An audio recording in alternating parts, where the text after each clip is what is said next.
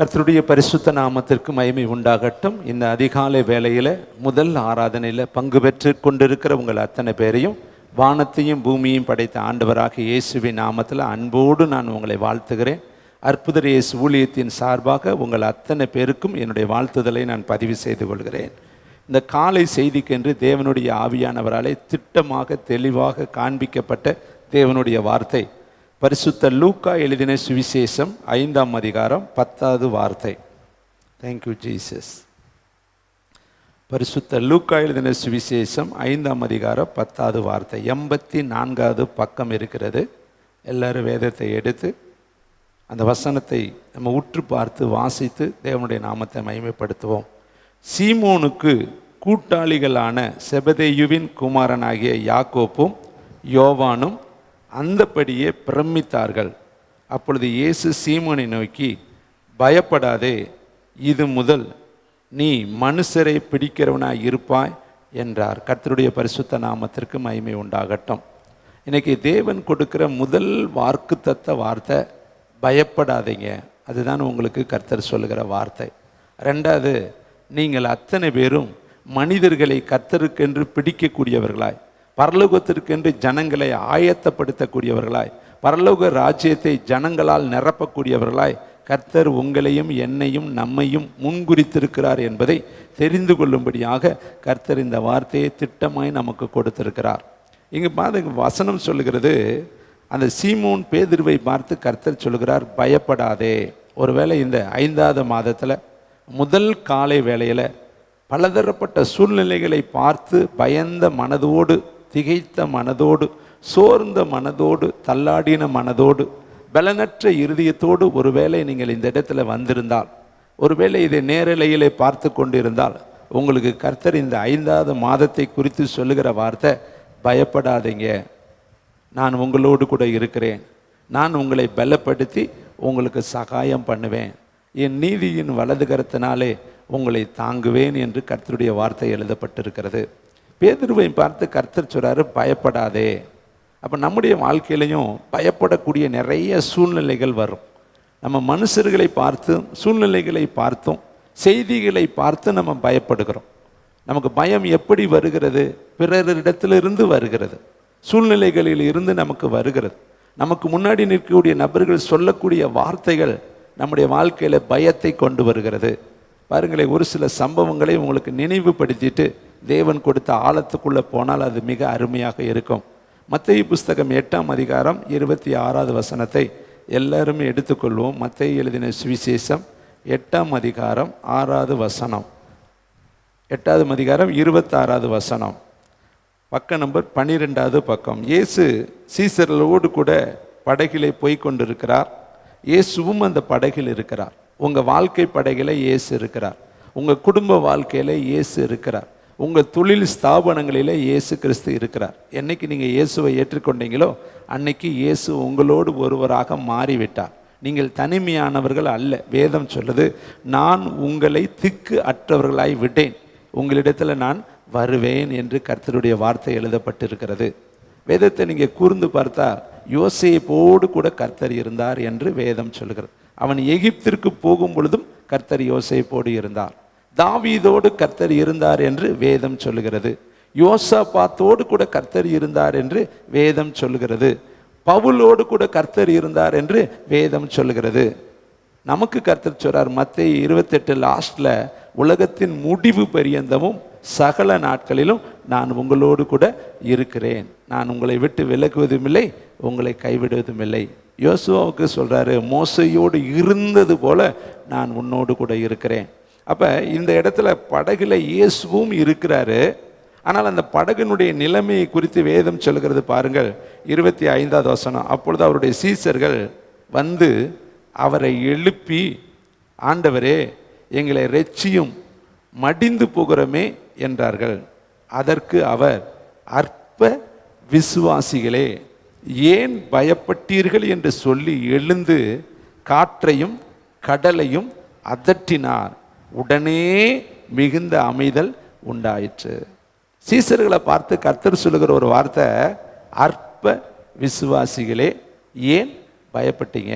இந்த கடல்ல, இந்த கப்பல்ல நானும் தானே இருக்கிறேன், நீங்கள் மட்டுமா இருக்கிறீங்க? நம்முடைய வாழ்க்கையில் நீங்கள் மட்டும் இல்லைங்க, உங்களோடு இயேசு இருக்கிறார். அவர் சொல்லியிருக்கிறார், நான் உன்னை விட்டு விலகுவதும் இல்லை, உன்னை கைவிடுவதும் இல்லை. எரேமியாவை பற்றி 1:8 சொல்கிறாரு, உன்னை காக்கும்படிக்கு நான் உன்னோடு கூட இருக்கிறேன். ஏசாயால முழுசு நீங்கள் வாசித்து பார்த்தீங்கன்னா, உன்னை என் உள்ளங்கையில் நான் வரைந்திருக்கிறேன், உன் மதில்கள் எப்பொழுதும் எனக்கு முன்பாக இருக்கிறது. ஏசாயாவில் இன்னும் வாசிக்கலாம், தாய் மறந்தாலும் நான் உன்னை மறப்பதில்லை, சங்கீதத்தில் எழுதியிருக்கிறார். ஒரு ஸ்திரியானவள் தன் குமாரனுக்கு இறங்காமல் தன் பாலகனை மறப்பாளா?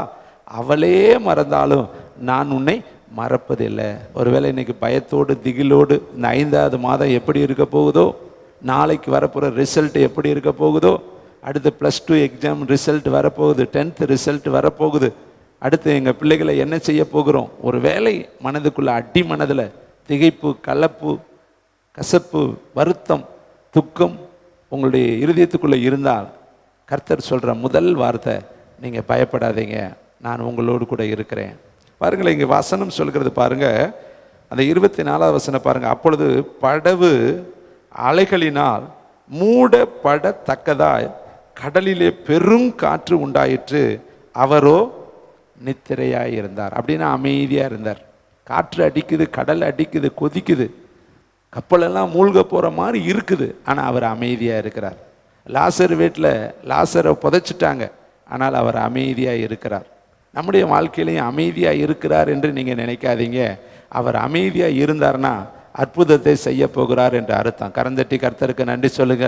வேதம் சொல்லுது, காத்திருத்தல் இருதயத்தை இழைக்க பண்ணும், ஆனால் விரும்பினது வரும் பொழுதோ அது ஜீவ விருச்சகம் போல இருக்கும். நிச்சயமாய் கர்த்தருடைய வார்த்தை மாறவே மாறாது. வானம் மாறும், பூமி மாறும், ஆனால் வார்த்தை மாறாது. நீங்கள் மத்தேயு புஸ்தகம் 5:18 வாசித்து பார்த்தா, வானமும் பூமியும் ஒளிந்து போகும், நியாயப்பிரமாணத்தில் எழுதியிருக்கிறவைகள் எல்லாம் நிறைவேறும் அளவும் அதில் ஒரு எழுத்தாகிலும் ஒரு எழுத்தின் உறுப்பாகிலும் ஒளிந்து போகாதென்று மெய்யாகவே உங்களுக்கு சொல்கிறேன். ஒரு எழுத்து ஆகிலும் ஒரு எழுத்தின் உறுப்பாகிலும் ஒளிந்து போகாதென்று மெய்யாகவே சொல்கிறேன். அப்போ இந்த வேதத்தில் இருக்கிற வாக்கு தத்தங்கள் எல்லாம் ஒரு நாளும் மாறாது. இப்போ சீமோனுக்கு கர்த்தர் சொல்கிறது என்னது?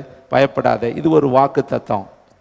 2வது சொல்கிறாரு, மனுஷரை பிடிக்கிறவங்களாய் மாற்றுவேன், இது ஒரு வாக்கு தத்தம். உங்களுக்கு கர்த்தர் இந்த கால வேளையில் 2 வாக்கு தத்தங்களை கொடுக்கிறார் இந்த மாதத்துக்கு. பயப்படாதீங்க, நீங்கள் நினைக்கிற மாதிரி எதுவுமே நடக்காது, உங்களை கொண்டு நான் அநேக ஜனங்களை இரட்சிப்புக்குள்ளே கொண்டு வரும்படி உங்களை மனுஷர்களை பிடிக்கிறவர்களாய் மாற்றுவேன்.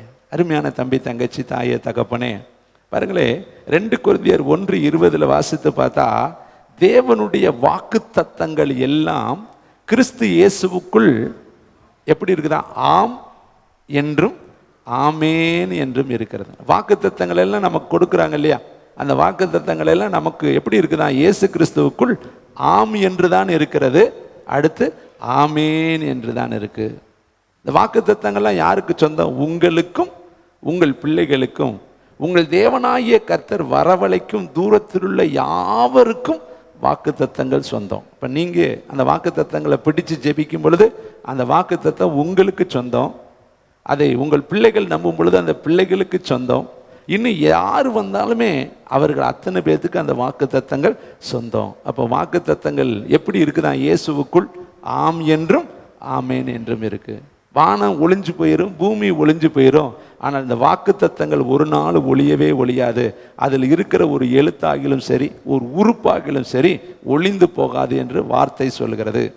ஆபக்கூக்கு 2:3 வாசித்து பார்த்தால், குறித்த காலத்திற்கு தரிசனம் வைக்கப்பட்டிருக்கிறது, முடிவிலே அது விளங்கும், அது பொய் சொல்லாது, அது தாமதித்தாலும் அதற்கு காத்திரு, அது நிச்சயமாய் வரும், அது தாமதிப்பது இல்லை. பார்த்தீங்களா? குறித்த காலம், எல்லாவற்றுக்கும் ஒரு நேரம் இருக்குதுங்க. தேவன் அதின் காலத்தில் எல்லாவற்றையும் அழகாய் நேர்த்தியாய் செய்கிறவர். அவர் செய்கிறது எப்பயுமே நேர்த்தியாக இருக்கும். நம்ம செய்கிறது எப்பயுமே நேர்த்தியாக இருக்கவே இருக்காது. தேவன் ஒரு காரியத்தை தொடங்கினார்னா ஆரம்பம் அற்பமாக இருக்கும், ஆனால் முடிவு எப்படி இருக்கும்னா சம்பூரணமாக இருக்கும். அதை நீங்கள் மறந்துடக்கூடாது. தேவன் ஆரம்பிக்கிற காரியம் அற்பமாய் தெரியலாம், அது நமக்கு பார்த்தீங்கன்னா ஒரு சாதாரணமாய் தெரியலாம், ஆனால் முடிவை நீங்கள் பார்த்தீங்கன்னா அது மிக பிரம்மாண்டமாக இருக்கும், ஆச்சரியமாக இருக்கும், மகிமையாக இருக்கும். இப்போ மீன் பிடிக்கிறவனை பார்த்து கர்த்தர் சொல்கிறாரு, எத்தனையோ படித்தவங்க இருப்பாங்க, மேதைகள் இருப்பாங்க, அந்த தேசத்தில் பிரதான ஆசாரியர்கள் இருந்தாங்க, அந்த தேசத்தில் ஏரோது ராஜாக்கள் இருந்தாங்க, காற்பங்கு சேனாதிபதிகள் இருந்தாங்க, அந்த தேசத்தில் எத்தனையோ நபர்கள் இருந்தாலும் அவர்களுக்கெல்லாம் கிடைக்காத ஒரு கிருபை மீன் பிடிக்கிற மீனவனாகிய பேதுருவுக்கு கிடைக்குது. என்ன சொல்கிறாரு? உன்னை மனுஷரை பிடிக்கிறவங்களாய் மாற்றுவேன். இது வாக்குத்தத்தம். இது மாறுமா? நிச்சயம் மாறாது. ஏனென்றால் சொன்னவர் கர்த்தர், சொன்னவர் ராஜாதி ராஜன், சொன்னது கர்த்தாதி கர்த்தர். அவர் பொய் சொல்ல ஒரு மனிதன் அல்ல. உங்களுக்கும் கர்த்தர் ஒரு வாக்குத்தத்தம் கொடுத்திருந்தாருன்னா அந்த வாக்குத்தத்தங்களை பற்றி கொள்ளுங்க, பிடிச்சு கொள்ளுங்க, அந்த வாக்குத்தத்தத்தின் மேலே ஏறி நின்று கொள்ளுங்க. அந்த வாக்குத்தத்தம் ஒரு நாளும் பொய்க்காது, மாறாது, அது விலகாது. ஏனென்றால் சொன்னவர் கர்த்தர். அதை நீங்கள் நம்பணும். அதுதானே இன்றைக்கு காலை வேளையில் உங்களுக்கு தேவன் சொல்கிற வார்த்தை. வாக்குத்தத்தத்தை குறித்து பயப்படாதீங்க. உங்களை நம்ப பண்ணின வசனத்தை குறித்து நீங்கள் பயப்படாதீங்க. உங்களுக்கு எப்பயோ ஒரு வார்த்தையை கர்த்தர் சொல்லியிருந்தாருன்னா அதை நீ மறந்துடலாம். ஆனால் மறந்து விடுவதற்கு அவர் அநீதிக்காரர் அல்ல. நிச்சயமாய் ஒரு மனுஷனை, பேதுருவை மீனவனை பார்த்து, மீன் பிடிக்கிறவனை பார்த்து கர்த்தர் சொல்றார், உன்னை மனுஷரை பிடிக்கிறவங்களா மாற்றுவேன். சொல்லுங்க, குறித்த காலத்திற்கு தரிசனம் வைக்கப்பட்டிருக்கு. முடிவிலே அது விளங்கும். அது பொய் சொல்லாது. அதுக்கு நீ காத்துரு, நிச்சயமாய் அது நிறைவேறும். இன்னும் பாருங்களே, எரேமியாவில் சொல்றாரு, நான் 12:25-28 நான் கர்த்தர், நான் சொல்லுவேன், நான் சொல்லும் வார்த்தை, கரங்களை தட்டி கை தட்டி சொல்லுமான்னு, வார்த்தை நிறைவேறும். கர்த்தர் சொல், நான் கர்த்தர், நான் சொல்லுவேன், நான் சொல்லும் வார்த்தை நிறைவேறும். அப்ப பேதுருக்கு சொன்னாரே, பயப்படாதே, உன்னை மனுஷரை பிடிக்கிறவங்களாய் மாற்றுவேன். இந்த வார்த்தை நிறைவேறுமா நிறைவேறாதா? நிச்சயமாய் நிறைவேறும். உங்களை ஆசீர்வதிப்பேன்னு சொன்னாரே, நிறைவேறுமா நிறைவேறாதா? நிச்சயமாய் நிறைவேறும். உன்னை ஜாதிகளுக்கு தலைவனாக, ராஜ்யங்களுக்கு உன்னை மகிமையாய் மாற்றுவேன்னு கர்த்தர் சொல்லியிருந்தார்னா நிச்சயமாய் நிறைவேறும். நீ கடன் வாங்க மாட்ட, கடன் கொடுப்பாய் என்று கர்த்தர் சொல்லியிருந்தார்னா நிச்சயமாய் நிறைவேறும். உன்னை சகல ஜாதிகளிலும் மேன்மையாய் வைப்பேன் என்று கர்த்தர் சொல்லியிருந்தார்னா நிச்சயமாய் நிறைவேறும். உன்னை கொண்டு அநேகருக்கு ஆசீர்வாதமாய் நான் பயன்படுத்துவேன் என்று கர்த்தர் சொல்லியிருந்தார்னா நிச்சயமாய் நிறைவேறும். அந்த வாக்கு தத்தத்தை நீங்கள் நம்புங்க, அந்த வாக்கு தத்தத்தை பற்றி கொள்ளுங்க. ஏனென்றால் சொன்னவர் கர்த்தர். இந்த மனுஷனை மீன் பிடிக்கிறவனை பார்த்து சொல்றாரு, இன்னி உன்னை மனுஷரை பிடிக்கிறவங்களா மாற்றுவேன். சொன்னாரே, செய்தாரா? நம்ம பின்னாடி பார்க்க போகிறோம். ஆனால் கர்த்தர் ஒரு வாயிலிருந்து வார்த்தை புறப்பட்டுச்சுன்னா நம்ம அதை பிடிச்சு கொள்ளணும். இப்போ சீசர்கள் எல்லாம் படகுல உட்கார்ந்துருக்கிறாங்க. அந்த படகு மூழ்கும்படி, அமிழ்ந்து போகும்படி அங்கே பிரச்சனை வருது. காற்று அடிக்குது, மழை பெய்யுது, புயல் எழும்புது, சீற்றம் வருது. பயப்படுறாங்க சீசர்கள்லாம். நீங்களும் இன்னைக்கு குடும்பம் மூழ்கிற அளவுக்கு இருக்கா? பொருளாதாரத்தில் சரிஞ்சு போயிட்டீங்களா? உடல் ரீதியாக நீங்கள் பலவீனப்பட்டு போயிட்டீங்களா? மன ரீதியாக நீங்கள் தாக்கப்பட்டு போயிட்டீங்களா? உங்கள் நம்பிக்கையெல்லாம் வேறற்று போச்சா? என்ன செய்வது என்று தெரியாமல் நீங்கள் தடுமாறி கொண்டு இருக்கிறீங்களா? ஆனால் உங்களுக்கு ஒரு நம்பிக்கை உள்ள வார்த்தையை சொல்கிறேன், வாக்கு தத்தத்தை நம்புங்க. கர்த்தர் சொன்ன வார்த்தை மாறாது. காலங்கள் மாறலாம், சமயங்கள் மாறலாம், சூழ்நிலைகள் மாறலாம், மனிதர்கள் மாறலாம், நம்பினவர்கள் மாறலாம். ஆனால் உன்னை நம்ப பண்ணின ஒருத்தர் இருக்கிறார் அல்லவா, அவர் என்றுமே மாற மாட்டார். கைத்தட்டி கர்த்தருக்கு நன்றி சொல்லுங்க. வேதம் சொல்லுது, நான் நேற்றும் இன்றும் என்றும் மாறாதவர். வேதம் சொல்லுது, நான் இருக்கிறவராகவே இருக்கிறேன் என்று கர்த்தர் சொல்லுகிறார். மோசேகிட்ட சொல்றாரு, உன் பேர் என்னன்னு கேட்கும் பொழுது கர்த்தர் சொல்றார், நான் இருக்கிறவராகவே இருக்கிறேன். வெளிப்படுத்தல பார்க்கிறோம், முந்தினவரும் பிந்தினவரும் உயிருள்ளவரும் மரித்து உயிரோடு கூட எழும்பினவருமாகிய கர்த்தர். அப்போ முந்தினவரும் பிந்தினவரும் மரித்தவரும் உயிரோடு இருக்கிறவரும் சொல்றாரு, வாக்கு தத்தத்தில் நான் உண்மையுள்ளவர். அதனால் நீங்கள் பயப்படாதீங்க. ஒரு வார்த்தை சொல்லிட்டாருன்னா நிச்சயமாக நிறைவேறும். சுதா, நிறைவேறும். காலங்கள் மாறலாம், சூழ்நிலைகள் மாறலாம், சந்தர்ப்பங்கள் மாறலாம். ஆனாலும் கர்த்தர் சொன்னது ஒரு நாளும் மாறாது. அதை உங்கள் அட்டி மனதில் எழுதி வையுங்க. என் தேவன் பொய் உரைக்கவே மாட்டார். அவர் ஒரு மனிதன் கிடையாது. மனுஷர்கள் தான் சொல்லுவார்கள், வருகிறேன் என்று சொல்வார்கள், வராமல் போயிடுவார்கள். தருகிறேன் என்று சொல்வார்கள், தராமல் போய்விடுவார்கள். ஆனால் கர்த்தர் மறந்துவிட அவர் அநீதிக்காரர் அல்ல. உங்கள் பிரயாசங்களையும் உங்களுடைய ஓட்டங்களையும் உங்களுடைய உழைப்புகளையும் நீங்கள் கர்த்தருக்காய்ப்பட்ட பிரயாசங்களையும் அவர் மறந்து விடுவதற்கு அநீதிக்காரர் அல்ல என்று எபிரேயர்ல நம்ம வாசிக்கிறோம். தேவனுடைய பிள்ளைகளை, இப்போ காற்று மூழ்கடிக்கிற அளவுக்கு படகு சூழ்நிலை ஏற்பட்டுச்சு. இயேசுவை போய் அவர்கள் எழுப்புகிறார்கள். எப்படி எழுப்புகிறாங்க? ஆண்டவரே எங்களை ரட்சிங்க, நாங்கள் மடிந்து போக போகிறோமேன்னு அவங்க கதறாங்க. ஏசப்பா எழும்பினோன்னு என்ன வார்த்தை சொல்கிறாருமா? ஏன் பயப்பட்டீங்க? அதுக்கு முன்னாடி சொல்கிறார் அற்ப விசுவாசி. இன்னைக்கு பயந்து உட்கார்ந்து இருக்கிறீங்களா? உங்களை கர்த்தர் எப்படி பார்க்குறாரு தெரியுமா? ஏன் பயப்படுறீங்க? நீங்கள் பயப்பட்டீங்கன்னா அற்ப விசுவாசிகள். நமக்குள்ளே பயம் இருக்கக்கூடாது. வேதம் சொல்லுது, தீமோத்தேயுக்கு பவுல் எழுதும் பொழுது எழுதுறாரு, பயப்படுகிற ஆவியை கொடாமல் அவர் நமக்குள்ள பலமும் அன்பும் தெளிந்த புத்தியும் உள்ள ஆவியை கொடுத்திருக்கிறார். பயப்படுகிற ஆவியை கொடாமல் அப்பா பிதாவை என்று கூப்பிடத்தக்கதாக புத்திர சிவிகாரத்தின் ஆவியை கர்த்தர் நமக்கு கொடுத்திருக்கிறார். நம்ம ஒரு நாளும் பயப்படக்கூடாது. சூழ்நிலைகளை பார்க்காதீங்க, பிரச்சனைகளை பார்க்காதீங்க. காற்றும் வராது, மழையும் வராது. ஆனால் நிச்சயமாய் உங்கள் வாழ்க்கையில் இருக்கிற பள்ளத்தாக்க பரிசுத்த ஆவியானவர் நிரப்புவார். கைத்தட்டி கர்த்தருக்கு நன்றி சொல்லுவோமா? அதனால் சூழ்நிலைகள் மேலே நம்ம கவனம் செலுத்தாதீங்க, கர்த்தர் மேலே கவனம் செலுத்துங்க. பிள்ளைகள் மேலே கவனம் செலுத்தாதீங்க.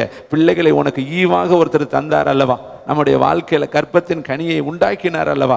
அவர் ஒரு நோக்கத்தோடு பிள்ளைகளை கொடுத்திருப்பாரு. அந்த நோக்கம் நிறைவேற நீங்கள் ஆண்டவரிடத்தில் ஒப்பு கொடுத்துருங்க. ஆண்டவரே, வேதம் சொல்லுது பிள்ளைகளை எனக்கு என்று வளர்த்திரு. அதனால் அந்த வசனத்தை சொல்லி பாருங்க. பிள்ளைகள் யாருக்கு? கர்த்தருக்கு. நம்ம என்ன சொல்கிறோம்? என் பிள்ளை, என் பிள்ளை, என் பிள்ளை. தயவு செய்து அப்படி சொல்லாதீங்க. அந்த பிள்ளைகள் எல்லாம் கர்த்தருக்குரியது. கைத்தட்டிக்க சொல்லுங்க, உங்கள் பிள்ளை ஆண்டவரே. நான் லேபர், நான் ஒரு கார்டியன், நான் ஒரு செக்யூரிட்டி கார்டு, அவ்வளோதான். ஆனால் பிள்ளைகள் யாருக்கு சொந்தம்? கர்த்தருக்கு சொந்தம். அவர் சொல்கிறாரு, பிள்ளைகளை எனக்கு என்று வளர்த்திடு, நான் அவர்களுக்கு கூலி கொடுப்பேன். நீ கூலிக்காரி தான், நீ கூலி தான் வாங்கணும். ஆனால் பிள்ளைகள் கர்த்தருக்கு சொந்தம். சபை யாருக்கு சொந்தம்? கர்த்தருக்கு சொந்தம். இந்த சபைக்கு தலைவர் யார்? கர்த்தர். வேதம் சொல்லுது, அவர் சபைக்கு தலைவராக இருக்கிற தலை இயேசு கிறிஸ்து. நம்ம எல்லாம் பாடி, உடம்பு, இந்த சபையில் உடம்பு. ஆனால் இதுக்கு தலை யார்? இயேசு கிறிஸ்து. அப்போ நான் எப்படி ஜெபம் பண்ணுவேன்? ஆண்டவரே, உங்கள் ஊழியம், உங்கள் மந்த, உங்கள் விசுவாசிகள். நான் ஒரு வேலைக்காரன். ஊழியக்காரர்களாக யார்? வேலைக்காரர்கள். அப்போ அருமையானவர்களே, அந்த எண்ணத்தோடு நம்ம வந்தோம்னா கர்த்தர் தலைவராக இந்த இடத்துல வெளிப்படுவார். எழுந்தாரு. எழுந்த உடனே என்ன பண்ணினார் பாருங்க, காற்றையும் கடலையும் ஒரே ஒரு அதட்டு தான் அதட்டினார்.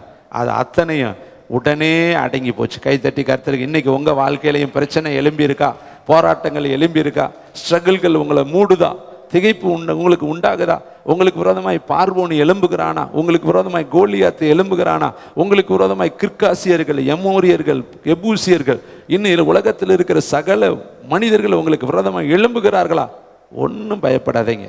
ஆசாவை குறித்து நீங்கள் வேதத்தில் வாச்சா 10 லட்சத்திற்கும் அதிகமானவர்கள் ஆசாவுக்கு விரோதமாக யுத்தத்திற்கு வர்றாங்க. ஆசா ராஜா. அப்போ தான் அந்த வார்த்தை சொல்கிறது, நீர் பலமுள்ளவனுக்காகிலும் பலனற்றவனுக்காகிலும் உதவி செய்கிறது சொல்லுங்க லேசான காரியம். பார்த்தீங்களா? அந்த வார்த்தை ரொம்ப கிரேட் வேர்ட். அவர் சொல்றாரு, பலமுள்ளவனுக்கு நீர் உதவி செய்வீர், பலனற்றவனுக்கு நீர் உதவி செய்கிறீர். அருமையானவர்களே, கர்த்தர் ஆசாவுக்கு உதவி செய்தாரு. 10 லட்சம் ஜனங்களும் ஆசாவுக்கு முன்னாக சிதறடிக்கப்பட்டார்கள்.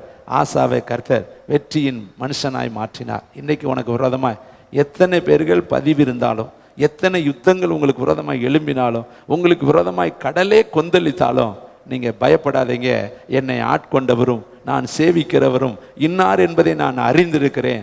அவர் இன்னைக்கும் இல்லை, கடைசி கால வரையும் என்னை நடத்திட்டு போக அவர் வல்லமையுள்ளவராக இருக்கிறார். கரங்களை தட்டி கர்த்தருக்கு நன்றி உடனே மிகுந்த அமைதல் உண்டாயிற்று. இந்த வார்த்தை ரொம்ப அருமையான வார்த்தை பாருங்களேன். உடனே ஏசப்பா ஒரு அதட்டின உடனே அந்த வீட்டுக்குள்ள, அந்த கப்பல்ல, அந்த பிரயாணத்துல, அந்த தொழிலில், அந்த இடத்துல ஒரு அமைதல் உண்டாயிற்று. அதுக்கு முன்னாடி அமைதல் இல்லை, அதுக்கு முன்னாடி பிரச்சனை, அதுக்கு முன்னாடி போராட்டம். ஆனால் இன்னைக்கு உடனே அமைதல் வந்துருச்சு. ஏப்ரல் வரையும் உங்கள் குடும்பத்தில் அமைதல் இல்லாமல் இருந்திருக்கலாம். நேற்று வரையும் உங்களுடைய பிரச்சனைகள் பெருசாக இருந்திருக்கலாம். ஆனால் இன்றைக்கு இந்த காலை வேளையில் கர்த்தர் சொல்கிறாரு, நீ வீட்டுக்கு போகும் பொழுது ஒரு அமைதலை நீ பார்ப்ப, உன் எல்லைக்குள்ள ஒரு அமைதலை நீ பார்ப்ப.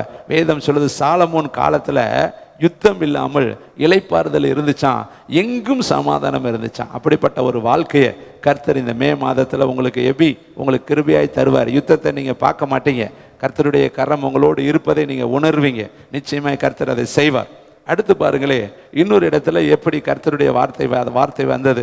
மார்க் எழுதின புஸ்தகம் 5ஆம் அதிகாரம் 36வது வசனத்தை வாசித்து பார்க்கலாமா? மார்க் எழுதின புஸ்தகம் 5ஆம் அதிகாரம் 36வது வசனம். எல்லாரும் வசனத்தை தான் பார்க்கணும். என்னுடைய வார்த்தையை விட வசனம் தான் முக்கியம். ஏன்னா வசனம் தான் உங்களை நியாயம் தீர்க்கும், வசனம் தான் உங்களை ஆசீர்வதிக்கும், வசனம் தான் உங்களை பலப்படுத்தும். அவர்கள் சொன்ன வார்த்தையை இயேசு கேட்ட உடனே ஜெபாலய தலைவனை நோக்கி, பயப்படாதே, விசுவாசம் உள்ளவனாக இரு. வார்த்தையை இயேசு கேட்டவுடனே என்ன வார்த்தையை அவர்கள் சொன்னார்கள்? அதுக்கு மேல் வசனத்தை நீங்கள் வாசித்து பார்த்தீங்கன்னா 35வது வசனம். அவர் இப்படி பேசிக்கொண்டிருக்கையில் ஜெப ஆலய தலைவனுடைய வீட்டிலிருந்து சிலர் வந்து, உம்முடைய குமாரத்தி மரித்து போனால் இனி ஏன் போதகரை வருத்தப்படுத்துகிறீர்கள் என்றார்கள். அவர்கள் சொன்ன வார்த்தையை இயேசு கேட்டவுடனே ஜெப ஆலய தலைவன் நோக்கி, பயப்படாதே. வருகிற ஜனங்கள் சொன்ன வார்த்தை என்ன தெரியுமா? உன் பிள்ளை மரித்து போய்விட்டால், உன் பிள்ளை இல்லை இந்த உலகத்தில், இறந்து போயிட்டா அப்படின்னு ஒரு செய்தியை ஜெப ஆலய தலைவன், பாஸ்டர், ரெவரண்ட் அல்லது நல்ல வேதத்தை படித்த வேத நிபுணர், எப்படி வேணாலும் நீங்கள் அவனுக்கு பேர் வைத்துக்கொள்ளலாம், வேதத்தை தெரிந்தவன், அவனுக்கு சொல்கிறாங்க, உன் பிள்ளை ஆல்ரெடி டெத், இறந்துருச்சுங்கிறான். இந்த வார்த்தையை கேட்ட உடனே அவனுடைய இருதயம் அப்படியே சோர்வடைகிறது, பயம் வருகிறது, திகில் வருகிறது. ஏன்னா அந்த பிள்ளையை காப்பாற்ற தான் இயேசுவை கூட்டிகிட்டு வர்றேன், இயேசுவின் இடத்துல ஓடி கூப்பிட்றேன், என் பிள்ளை மரிக்கிறதுக்கு முன்னாடி வரணும். இயேசுவும் வந்து கொண்டு இருக்கிறார். இடையில பெரும்பாடுள்ள ஸ்திரீ உள்ள வர்றா, அங்கே தாமதம் ஆகுகிறது. உங்கள் ஜெபத்திற்கும் இயேசு புறப்பட்டு வந்து கொண்டு இருக்கிறார். நீங்கள் தானியேல் புஸ்தகத்தில் வாசித்தா, பெர்சியாவினுடைய அதிபதி 21 நாள் பதில் வராதபடி தடை பண்ணினான் என்று வேதம் சொல்கிறது. அப்போ சில ஜெபத்திற்கு தடைகள் இருக்கிறது. அப்போ அந்த தடைகள் விலகும் பொழுது அது இறங்கி வந்துடும். ஆனால் பெறப்பட்டுச்சு பதில், அது வருவதற்கு இடையில தாமதமாகி கொண்டிருக்கு. இடையில பெர்சியாவின் அதிபதி, அன்றைக்கு பெர்சியா தேசத்தினுடைய அதிபதி ஜெபத்தை தடை பண்ணினான். இன்னைக்கு நம்முடைய ஊரின் காணப்படுகிற அந்த பிசாசனுடைய அந்த காரியங்கள் நமக்கு சில தடைகளை கொண்டு வரும். ஆனால் தடைகளை தகர்க்கிறவர் நமக்கு முன்னாடி போய் கொண்டு இருக்கிறாரு. இப்போ இந்த ஜெபாலய தலைவனை பார்த்து இயேசு சொன்னார், பயப்படாதே, விசுவாசம் உள்ளவனாகவே இரு. கேட்ட செய்தியை நம்பாத, கண்ணில் பார்த்த செய்தியை நம்பாத, சொல்கிற செய்தியை நம்பாத. உனக்கு நம்பிக்கைக்குரியவர்களுக்கு சொல்லுவாங்க, அதை நீ நம்பாத. கர்த்தருடைய வார்த்தையை நம்பு. கர்த்தருடைய வார்த்தை என்ன சொல்லுகிறது? பயப்படாத, விசுவாசம் உள்ளவனாகவே இரு. இன்னைக்கு உங்களுக்கு ஒரு ப்ராஃபட்டிக் வேர்டு இதுதான், பயப்படாதீங்க. எந்த சூழ்நிலையிலும் நீங்கள் பயப்படாதீங்க. யோபுக்கு எவ்வளவு பிரச்சனை வருது பாருங்க. ஒருத்தன் இந்த பக்கம் இருந்து வந்து ஒருத்தன் சொல்கிறேன், உன் பிள்ளைகள் மரிச்சு போச்சு. இன்னொருத்தையும் வந்து சொல்கிறேன், ஆடு மாடுகள் கொள்ளை போயிருச்சு. ஒவ்வொருத்தரும் 4 திசையிலிருந்து செய்தி வருகிறது. ஆனால் யோபு என்ன சொன்னார் தெரியுமா? கர்த்தர் கொடுத்தார், கர்த்தர் எடுத்தார். கைகளை தட்டி தேவனுக்கு, கர்த்தருடைய பரிசுத்த நாமத்திற்கு ஸ்தோத்திரம். யோபு தன் உதடுகளால் பாவம் செய்யவில்லை, தேவனை குறை சொல்லவும் இல்லை. அருமையானவர்களே, யோபு கிழக்குத்திய புத்திரிலே சன்மார்க்கன், தேவனுக்கு பயந்து பொல்லாப்புக்கு விலகிறவன். அவனை போல மனுஷன் ஒருவனும் இல்லை. ஆனால் அந்த மனுஷனுக்கும் எத்தனை பிரச்சனை பாருங்க. அடுத்து பார்த்தீங்கன்னா, அவனுடைய சரீரம் முழுவதும் பருக்களால் நிரப்பும்படி வியாதி வந்தது. மனைவி சொல்றா, தேவனை தூசித்து ஜீவனை விடு என்று சொல்றான். அப்போ கூட அவன் உத்தமத்தை விட்டு விலகலை. அவளே சொல்றான், நீ உத்தமத்திலே உறுதியாய் இருப்பாயோ, நீ உத்தமத்தை கெட்டியாய் பிடித்து கொள்வாயோ, தேவனை பேசாம தூசிச்சுட்டு உன் உயிரை விட்டு இனிமேல் நீ பிழைத்து ஒன்றும் காரியம் செய்ய முடியாது.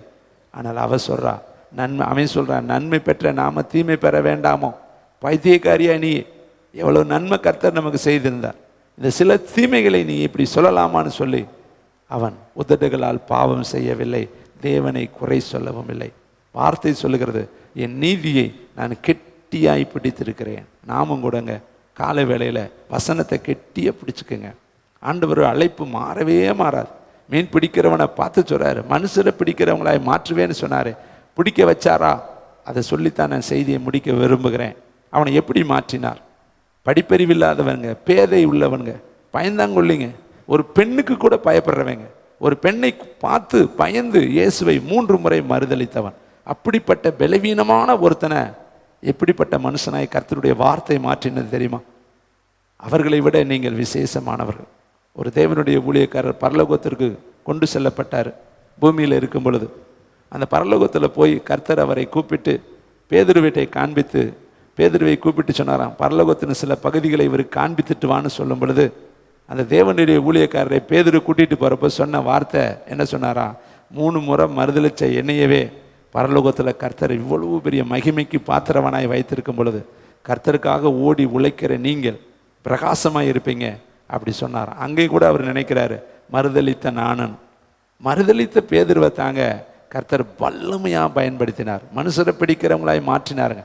எந்த டிடி பட்டமும் பேதுருக்கிட்ட கிடையாது, எந்த பிஹெச்டி பட்டமும் பேதுருக்கிட்ட கிடையாது, எந்த வேதாகம கல்லூரிக்கும் அவர் போகலை, எந்த தியாலஜியும் அவர் படிக்கலை. அவர் உடம்புலையும் அவருடைய வாழ்க்கையிலையும் மீன் தான் இருந்துச்சு, வாசனை. ஆனால் அந்த மீன் வாசனையை மாற்றி அவனுடைய உடம்புல நிழலில் அற்புதம் நடக்கும்படி கர்த்தர் மனிதர்களை பிடிக்கிறவளாய் மாற்றினார். படிப்பு தேவையில்லைங்க ஊழியத்திற்கு, அழகு தேவையில்லைங்க ஊழியத்திற்கு, அந்தஸ்து தேவையில்லைங்க ஊழியத்திற்கு, எந்த மனிதனுடைய உதவியும் நமக்கு தேவையில்லைங்க ஊழியத்திற்கு. கிருபை ஒன்று இருந்தால் கர்த்தருடைய ஊழியத்தை செஞ்சிடலாம். கைத்தட்டி கர்த்தருக்கு நன்றி சொல்லுவோமா? இப்போ பயப்படாதே. ஆனால் அங்கே உண்மையிலே அங்கே செத்து கிடக்குது குழந்தை.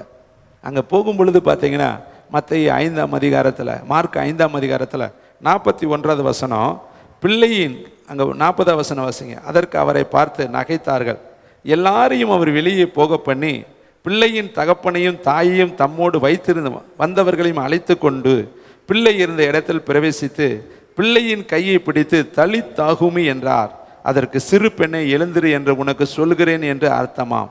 கைகளை தட்டி அவருக்கு நன்றி சொல்லுங்க. உடனே சிறு பெண் எழுந்து நடந்தாள். அவள் 12 வயதுள்ளவளாக இருந்தாள். அவர்கள் மிகுந்த ஆச்சரியப்பட்டு பிரமித்தார்கள். 12 வயது பொண்ணுங்க. அப்படின்னா 7வது படிக்கிற பொண்ணு, 7ஆம் வகுப்பு படிக்க வரல தான் 12 வயது இருக்கும். அந்த ஸ்டேஜில் இருக்கிற ஒரு பிள்ளை இறந்து கிடக்குது. அவருக்கு சொல்கிற செய்தி செத்து போச்சுன்னு சொல்லி அப்போ பயம் வருமா வராதா? உங்களுக்கு அப்படி செய்தி வந்திருக்கா? துர்ச்செய்தி சொல்லுவாங்க. கானான் தேசத்தை போய் பார்த்துட்டு வான்னு சொன்னால் அனுப்பப்பட்டது 12, வந்தது 10 பேருடைய செய்தி என்ன தெரியுமா? துர்ச்செய்தி. ஆனால் 2 பேருடைய செய்தி நற்செய்தி. நமக்கு நம்மளை சுற்றி இருக்கிறவங்க எல்லாம் சொல்கிற செய்தி என்ன தெரியுமா? உன் பிள்ளை படிக்காது, உன் பிள்ளை உயராது, உன் பிள்ளைக்கு கல்யாணம் நடக்காது, உனக்கு குழந்தை பிறக்காது, நீ வீடு வாங்க மாட்ட, நீ காடு வாங்க மாட்ட, உனக்கு வண்டி கிடைக்காது, நீ யூஸ்லெஸ், ஒன்றுக்கும் பயனற்ற, இப்படி தான் சொல்லுவாங்க. ஆனால் கர்த்தரிடத்தில் வந்து பார்த்தீங்கன்னா அவர் சொல்லுவார், நீ என் பார்வைக்கு அருமையானபடியினால் உன்னை நீ கனம் பெறுவாய், நான் உன்னை மறப்பது கிடையாது, எல்லாரை விட நான் உன்னை சிநேகிக்கிறேன், உன்னை ஸ்திரப்படுத்துவேன், நீ பெட்டி எடுக்கப்பட்ட கண்மலை. இன்னும் கர்த்தர் சொல்லுவார், வெட்கத்துக்கு பதிலாக இரட்டத்தனையான நன்மை தருவேன், சாம்பலுக்கு பதிலாக சிங்காசனத்தை தருவேன், துயரத்துக்கு பதிலாக ஆனந்த களிப்பை தருவேன், இப்பொழுது இருக்கிறதை பார்க்கலாம் 1000 மடங்கு உன்னை நான் ஆசீர்வதி. இப்படி தாங்க கர்த்தர் சொல்லுவார். யாரையும் பயமுடுத்த மாட்டார். வேதம் 365 தடவைக்கு மேலே எழுதியிருக்கிற ஒரே ஒரு வார்த்தை, பயப்படாதே, பயப்படாதே, பயப்பட. திங்கக்கிழமை போய் ஆண்டவர்கிட்ட ஒரு ப்ராப்பர்சி கேட்டிங்கன்னா அவர் சொல், திங்கக்கிழமை குறித்து பயப்படாத. செவ்வாய்க்கிழமை போனீங்கன்னா பயப்படாத. புதன்கிழமை போனீங்கன்னா பயப்படாத. வியாழக்கிழமை போனீங்கன்னாலும் பயப்படாத. ஆண்டவர் தன்னோட பிள்ளைகளுக்கு என்ன சொல்லுவார்? நம்ம பிள்ளைகளுக்கு நம்ம என்ன சொல்கிறோம்? நீங்கள் என்ன சொல்லுவீங்க உங்கள் பிள்ளைகளை பார்த்து? பயப்படுறான்னு சொல்லுவீங்க. நான் உயிரோடு இருக்கிற வரையும் நீ கவலைப்படாதப்பா, என் உயிர் போனாலும் உனக்கு நான் எல்லாம் செய்கிறேன், அப்படி தானே சொல்லுவோம். எந்த தாய் தகப்பனும் முதல்ல பிள்ளைகளுக்கு சொல்கிறது பயப்படாது, நல்லா தைரியமாக இரு, நான் உன்னை பார்த்துக்கிறேன், நான் உனக்கு செய்கிறேன். நம்மளே அநித்தியமான ஊழியக்காரர்களாகிய நாமே, அப்பிரயோஜனமான ஊழியக்காரர்களாகிய நாமே, வேதம் சொல்லுது, பொல்லாதவர்களாகிய நீங்களே உங்கள் பிள்ளைகளுக்கு நல்ல ஈவுகளை கொடுக்க அறிந்திருக்கும் பொழுது பரலோகத்தில் இருக்கிற பிதா தம்மிடத்தில் வேண்டிக் கொள்கிறவர்களுக்கு நன்மையானதை செய்வது அதிக நிச்சயம். நிச்சயமாக நன்மை தருவார். என் வாழ்க்கையில் 36 ஆண்டு ஊழியத்தை முடிக்கிறேன். 36 ஆண்டும் என்னை கர்த்தர் ஆசீர்வதித்த ஆசீர்வாதம், என்னை நடத்தின பாதைகள் மிக மிக ஆச்சரியமான பாதைகள். என்னுடைய தாய் தகப்பனுடைய வழிநடத்தலோ அவங்க ஆசீர்வாதமாக எனக்கு கிடையாது. தேவனுடைய சுத்த கிருபை தான் இத்தனை ஆண்டு என்னை தாங்கி தூக்கி சுமந்திருக்கு. எங்களை தூக்கி நிறுத்தணும்னு சொல்கிறதுக்கு இந்த பூமியில் ஒரு நபர்கள் கூட கிடையாது. ஆனால் நிலைநிறுத்தினவர், தாங்கினவர், ஏந்தினவர், சுமந்தவர், தப்புவித்தவர், எல்லா வல்லடிகளுக்கு என்னை விலக்கினவர் கர்த்தராகிய இயேசு கிறிஸ்து. அதனால் உங்களையும் அவர் நடத்துவார். இப்போ பேதுருவை நடத்தினாரா? நான் வேகமாக சொல்லி பாயிண்டில் முடிக்க விரும்புகிறேன். அப்போஸ்தலர் 2:14 பேதுரு செஞ்ச ஒரே ஒரு வேலை, 11 கூட நின்று உரத்த சத்தமாக, யூதர்களே, எருசலேமில் வாசம் பண்ணுங்கிற ஜனங்களே, முதல் பிரசங்கத்தை அப்போஸ்தலர் 2:14 பண்ணுறாரு. கூட 11 பேர் நிற்கிறாங்க. நல்லா தெரிஞ்சுக்கோங்க, சிங்கிளாக கர்த்தர் எங்கேயுமே ஊழியத்துக்கு அனுப்பலை. அப்போஸ்தலர்களை அனுப்பும் பொழுது 2 பேராய் அனுப்பினார். நீங்கள் தயவுசெய்து எனக்காக அப்போஸ்தலர் 13ஆம் அதிகாரத்திலிருந்து 16ஆம் அதிகாரம் வரை வீட்டில் போய் படித்து பாருங்க. பவுலையும் பர்னபாவையும் கர்த்தர் ஊழியத்திற்கு அழைக்கும் பொழுது 2 பேரையும் ஒருமுகமாய் ஊழியத்திற்கு அழைத்தார். அந்த 2 பேரும் சேர்ந்து நிற்கும் பொழுது மிகப்பெரிய ஒரு எழுப்புதலை நம்ம வேதத்தில் பார்க்குறோம். ஆனால் அவர்கள் 2 பேரும் விலகி போகும் பொழுது அங்கே பர்னபாங்கிற பேரே இல்லாமல் போயினதையும் அவருடைய ஊழியம் மறைக்கப்பட்டு போனதையும் நம்ம வேதத்தில் பார்க்குறோம். இப்போ பாருங்கள், பேதுரு 11 பேரோடு சேர்ந்து நின்றாரு. யூத ஜனங்களுக்கு அவர் பிரசங்கித்தார். மீன் பிடிக்கிறவர் இப்போ பிரசங்கம் பண்ண ஆரம்பிச்சிட்டார். அடுத்து பார்த்தீங்கன்னா அப்போஸ்தலர் 2:37 அந்த வசனத்தை கேட்டவர்கள் இருதயத்தில் குத்தப்பட்டவர்களா என்ன கேட்குறாங்க தெரியுமா? நாங்கள் என்ன செய்யணும்னு கேட்குறாங்க. பேதுருவை பார்த்து எல்லாரும் கேட்குறாங்க, நாங்கள் என்ன செய்யணும்? யூதர்கள் கேட்குறாங்க, இருதயத்தில் குத்தப்பட்டவர்களா நாங்கள் என்ன செய்ய வேண்டும் என்று கேட்குறாங்க. அப்போ பார்த்தீங்களா, மனுஷரை பிடிக்கிறவங்களாய் கர்த்தர் மாற்றிட்டார் பாருங்க. அப்போஸ்தலர் புஸ்தகம் 2:41 ஏறக்குறைய 3000 பேர் ரட்சிக்கப்பட்டாங்களாம். அப்போஸ்தலர் 4:4 ஏறக்குறைய 5000 பேர் ரட்சிக்கப்பட்டார்களாம். அப்போஸ்தலர் 3:7 பிறவிச்சப்பானி தேவாலய வாசல்ல இருக்கிறான், அவன் மேல பேதுரு கை வைக்கிறாரு. மின்னல் போல ஒரு வல்லமை அவனை தொட்டு அவன் எழும்பி நடந்து குதித்து தேவனுடைய ஆலயத்துக்குள் ஓடினான். பார்த்தீங்களா, 3000 பேரை ரட்சிப்புக்குள்ள நடத்தினாரு, 5000 பேரை ரட்சிப்புக்குள்ள நடத்தினாரு. பிறவி சப்பானியை எழுந்து தேவாலயத்துக்குள்ள ஓட பண்ணினாரு. அப்போஸ்தலர் புஸ்தகம் 3:7 வலது கையினால் அவனை பிடித்து தூக்கி விட்டாரு. அப்போஸ்தலர் 5:5 அனனியா சப்பீராளுக்கு அவர் பிரசங்கம் பண்ணும் பொழுது அங்கனையே விழுந்து அவர்கள் செத்தார்கள் என்று வேதம் சொல்லுது. அப்போ அந்த அளவுக்கு தேவனுடைய வார்த்தையை பேதுருவை கொண்டு கர்த்தர் பயன்படுத்தினார். அப்போஸ்தலர் 5:18 சிறைச்சாலையில் வைக்கப்பட்டிருக்கிறவங்களை எல்லாம் கர்த்தர் விடுதலையாக்கி வெளியே கொண்டு வந்தார். 5:19 கதவுகள் எல்லாம் தானா திறந்துச்சான். ஒரு ப்ராப்பர்சி இந்த 4 மாசத்துல எழுதி வைத்து கொள்ளுங்க, உங்களுக்கு இந்த மாசத்துல தானா வழி திறக்கும், வேலைக்கு வழி திறக்கும், மேற்படிப்பிற்கு வழி திறக்கும், ஊழியத்திற்கு வாசல் திறக்கும், உங்களுடைய பொருளாதாரத்திற்கான தேவைகளை கர்த்தர் திறப்பார். பேதுரு சிறைச்சாலையில் இருக்கிறாரு. சபையார்கள் ஊக்கமாக ஜெபம் பண்ணுறாங்க. இப்போ நம்முடைய ஊழியத்திலையும் பிள்ளைகள் ஊக்கமாக ஜெபம் பண்ணுறாங்க. நானே பிரமித்து போய் நான் பார்ப்பேன், அந்த பிள்ளைகளை 3 மணி நேரம் யுத்தத்தில் நிற்கிறான். நானே 36 வருஷம் ஊழியத்தை முடித்தாலும் என்கிட்ட இல்லாத எத்தனையோ தாளந்துகள் அந்த பிள்ளைகளுக்குள்ளே இருக்கிறத நான் பார்த்து பிரமிப்பேன். வசனங்களை அடுக்கடுக்காய் சொல்லி அந்த ஜீவனை பணையம் வைத்து ரத்தம் வேர்க்கிறது போல அந்த பிள்ளைகள் ஜெபிக்கும் பொழுது நான் ஆண்டவர்கிட்ட சொல்லுவேன், ஆண்டவரே, என் பிள்ளைகள், என் ஜீவனோடு இணைந்த பிள்ளைகளை எந்த அளவுக்கு நீங்கள் பயன்படுத்துகிறீங்க. நான் தெருக்களுக்கு இன்னும் போகலை, ஆனால் என்னுடைய வாரிசுகள் போய் கொண்டு இருக்கிறாங்க. அப்போ ஆண்டவரை பார்த்து சொல்லுவேன், ஒரு காலத்தில் நானே வேதத்தை எடுத்து தெருவாய் போன காலம் மாறி இன்னைக்கு என்னுடைய சந்ததிகளை கர்த்தர் கொண்டு போய் கொண்டு இருக்கிறார். மாறுது பாருங்க, டென்று மாறுது. ஒரு காலத்தில் நான் செஞ்ச ஊழியத்தை இன்னைக்கு பிள்ளைகள் செய்கிறாங்க. ஒரு காலத்தில் நான் திறப்பில் நின்னேன், இன்னைக்கு பிள்ளைகள் திறப்பில் நிற்கிறாங்க. நான் ஆசைப்பட்டதெல்லாம் கர்த்தர் ஊழியத்தில் செஞ்சுருக்கிறார். நான் பிள்ளைகளுக்கு சாப்பாடு சமைச்சு கொடுக்கணும் ரொம்ப ஆசைப்பட்டேன். எப்படி தெருக்கல்ல போகிறாங்களே, வெறுங்கையோடு பிரசங்கம் பண்ணுறாங்களே, ஆண்டவர் வெறுங்கையோடு சொல்கிறாங்களேன்னு நான் முயற்சி எடுத்து பார்த்தேன். இந்த தடவை எப்படியாவது சாப்பாடு கட்டி கொடுக்கணும்னு. ஆனால் அது ஃபெயிலியர் ஆயிடுச்சு. நான் ரொம்ப வருத்தப்பட்டேன். ஆனால் திடீர்னு ஒரு தம்பி வந்தார், 40 சாப்பாடு கொண்டு வந்துட்டேன் பிரதர்னார். அடுத்து நான் 35 சாப்பாடு கொண்டு வந்துட்டார். அப்போ நினச்சேன், நான் அமைதியாக இருந்தாலும் விருப்பத்தையும் வாஞ்சைகளையும் உருவாக்கினவர் செய்து முடிக்க வல்லவராக இருக்கிறார். கைத்தட்டி கர்த்தருக்கு நன்றி சொல்லுங்கள். அதனால் எப்படியாகிலும் யாரை கொண்டாகிலும் ஊழியத்தை கர்த்தர் செய்வார். நம்ம அமைதியாக இருந்தால் கழுதை கூட பேசுங்க, நம்ம அமைதியாக இருந்தால் காக்கா ஊழியம் செய்யுங்க, நம்ம அமைதியாக இருந்தால் மீன் ஊழியம் செய்யுங்க. கர்த்தர் யாரை கொண்டு ஊழியங்களை நிறைவேற்றவர் யாராக இருக்கிறார் தெரியுமா? வல்லவராக இருக்கிறார். அப்போ பாருங்கள், நான் விரும்பப்பட்ட காரியத்தை கர்த்தர் நிறைவேற்றுகிறார். ஒரு கோரேசை கர்த்தர் எழுப்பி இருக்கிறார், ஒரு தரியோ கர்த்தர் எழுப்பி இருக்கிறார், ஒரு அருமையான பிணைக்காசை கர்த்தர் எழுப்பி இருக்கிறார். யாரை கொண்டாவது அந்த காரியங்களை கர்த்தர் நிறைவேற்றுகிறார். அடுத்து பாருங்களேன், அப்போஸ்தலர் 5:18 சிறைச்சாலையில் இருக்கிறவங்களுக்கெல்லாம் வழி திறந்துச்சு, கதவுகள் திறந்துச்சு. 20 வசனத்தில் ஜீவ வார்த்தைகளை ஜனங்கள் சொல்லுங்கன்னு கேட்குறாங்க. வெளியில் வந்து போய் தெருவில் நின்று, ஆலயத்தில் நின்று இந்த வார்த்தைகளை பிரசங்கம் பண்ணுன்னு சொல்லி பேதுருவுக்கு கர்த்தரை அனுப்புகிறாரு. அப்போஸ்தலர் 10:44 வசனத்தை கேட்ட கொர்நேலியு வீட்டில் வசனத்தை யாரெல்லாம் பேதுரு பிரசங்கம் பண்ணுறாரோ அந்த வசனத்தை கேட்ட எல்லார் மேலேயும் தேவனுடைய ஆவியானவர் இறங்கினார். அப்புறம் அப்போஸ்தலர் 9:39 தொற்கால் என்று சொல்லப்பட்ட அம்மா இறந்துருவாங்க. பேதுரு போய் ஜெபம் பண்ணுவார், அந்த அம்மாவை கர்த்தர் உயிரோடு எழுப்புவார். கைத்தட்டி கர்த்தருக்கு நன்றி சொல்லுமா. இந்த பேதுருவை மனுஷரை பிடிக்கிறவங்கள மாற்றிட்டாரா, செத்தவங்களை எழுப்புறவங்களா மாற்றிட்டாரு, சப்பானியை தூக்கி விடுறவங்களா மாற்றிட்டாரு, உயிரோடு இருக்கிறவங்களையும் அநேக ஜனங்களை கர்த்தருக்குள்ள நடத்துறவங்களா மாறிட்டார். இவருடைய ஹிஸ்டரி என்ன தெரியுமா? மீன் பிடிக்கிறவர். இவருடைய ஹிஸ்ட்ரி என்ன தெரியுமா? இயேசுவை மறுதலித்தவர். இவருடைய பிறப்பு வளர்ப்பெல்லாம் என்ன தெரியுமா? சாதாரணமான ஒரு மீனவன் குடும்பம். ஆனால் அவருடைய நிழலுக்காக ஜனங்கள் இயங்கும்படியாக கர்த்தர் மாற்றிட்டார். அப்போ கர்த்தருடைய வார்த்தை மாறி போகவே இல்லை. பார்த்தீங்களா? மனுஷர் பிடிக்கிறவங்களாய் மாற்றுவேன்னா நிச்சயமாய் மாற்றுவார். வானமும் ஒளிந்து போகும், பூமியும் ஒளிந்து போகும், தேவனுடைய வார்த்தை மாறவே மாறாது. உங்களுக்கு அழகாக இன்னைக்கு கர்த்தர் சொல்கிறாரு, உனக்கு ஒரு வார்த்தை சொல்லியிருக்கிறாருன்னா அது வெள்ளித்தட்டில் எழுதப்பட்ட பொற்பளத்திற்கு சமானம். அந்த வார்த்தை நிச்சயமாய் நிறைவேறும். நிச்சயமாய் உங்கள் வாழ்க்கையில் அதை பார்ப்பீங்க. சூழ்நிலைகளை பார்க்காதீங்க, சந்தர்ப்பங்களை பார்க்காதீங்க, மனிதர்களை பார்க்காதீங்க. இன்னைக்கு யோபு அப்படியே பார்த்தீங்கன்னா ஓட்டை எடுத்து சுரண்டிக்கிட்டு உட்காந்துருந்தார். அந்த காலம் அப்படியே போகலைங்க. ஒரு நாள் மீண்டும் அவரை கர்த்தர் மகிமையின் பாத்திரமாய் மாற்றினார். சிறையிருப்பை மாற்றினார். இழந்து போன பிள்ளைகளை கொடுத்தார். 5000க்கு பதிலாக 10,000 கொடுத்தார். 7000க்கு பதிலாக 14,000 கொடுத்தாரு.